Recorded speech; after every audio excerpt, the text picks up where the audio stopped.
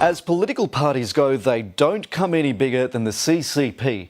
The party now has close to 83 million members, which is...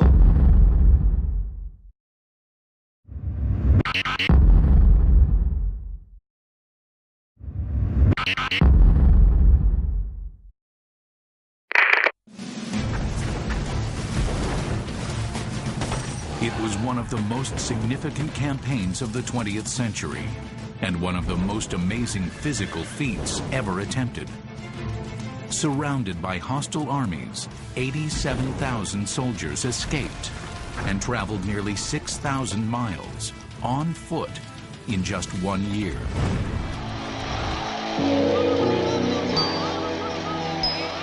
In 1927, an obscure Chinese agitator wrote, "In a short time, several hundred million peasants will rise like a tornado, a force so extraordinary, swift, and violent that no power, however great, will be able to suppress it.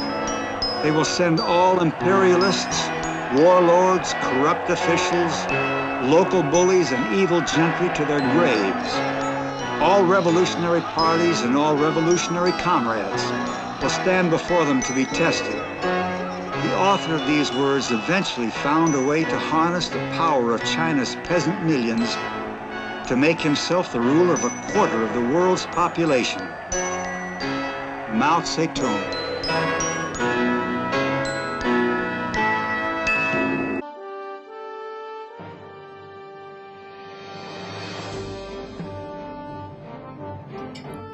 It is important to realize that Mao is the reason Communist China exists.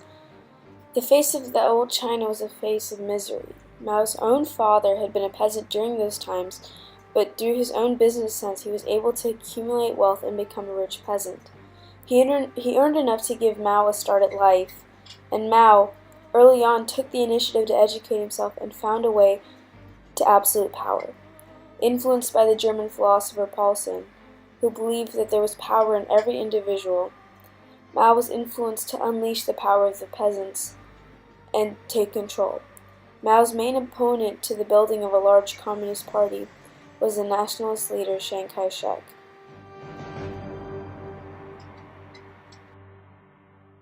The battleground in the looming civil war between the Reds and the Nationalists was immense. Rising out of the east, dominating the continent of Asia, China was a land of enormous contrasts. It had vast stretches of mountainous terrain, wide swaths of rich farmland, and some of the most extensive river systems in the world. By 1931, the Communists had carved out several areas of influence in remote outlying territories. In Anhui Province, the Fourth Red Army was in charge, but its days in power there were numbered. In the south, Mao Zedong's First Red Army held tightly to much of Jiangxi Province. Here, the army protected the key members of the Chinese Communist Party.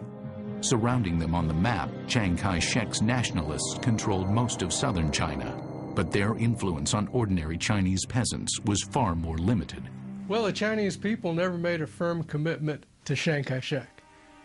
They would commit to the general or warlord around where they lived.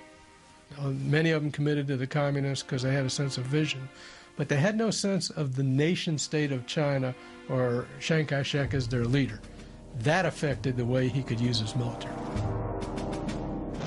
When Chiang Kai-shek finally got a German military advisor in, because this was a growing menace to him, this widening communist area, the military advisor worked out a strategy whereby they would gradually move in all around the edges of Mao's territory. He realized that he couldn't really fight with his light arms against this kind of heavy artillery and planes, and so he organized a breakout, and that's what became the Long March.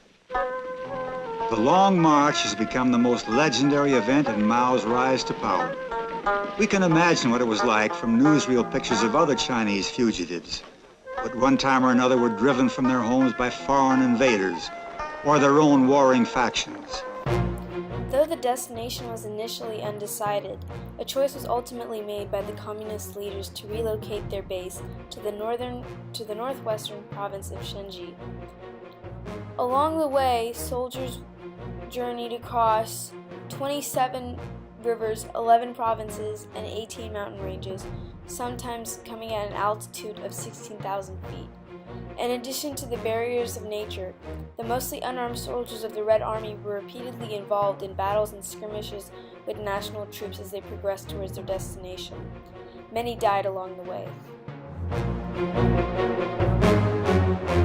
This is a poem written by Mao Zedong titled The Long March. The Red Army has no fear for the Long March trials. Leaguing 10,000 streams and hills is daily usual. Heavy gusts from the 5 ridges are but gentle breezes, and the grand Wumang we tread like clay gobbles. The steep cliffs on the Jinsha is warmed by lapping waves. The Dadu iron chain bridge is crossed with no regard for its cold. Mount Min's snow 1,000 li are greeted in delight. The 3 troops march on victorious, their spirits high. I was only 10 years old when I was on the Long March. Halfway through it, my mom died, and I was there because my father was a soldier. I was too young to remember exactly what happened or why I was on the march, but I can still remember how hungry and how tired I was. And I also remember seeing Mao only once. It was really quick, but I remember that everyone listened to him, and he seemed to have a lot of power. And which was right, because later he would go on to become one of the most famous leaders of China. Mao began with a column of 100,000 supporters. 85,000 of them were soldiers who had gathered round him in the country.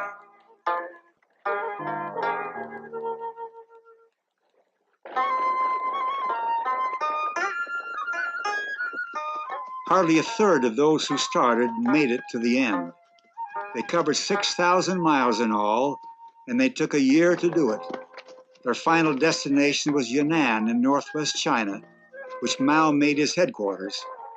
Yunnan became a showplace for the Maoist-style revolution. Ancient Chinese methods of voting by beans were adapted to suit Mao's totalitarian needs.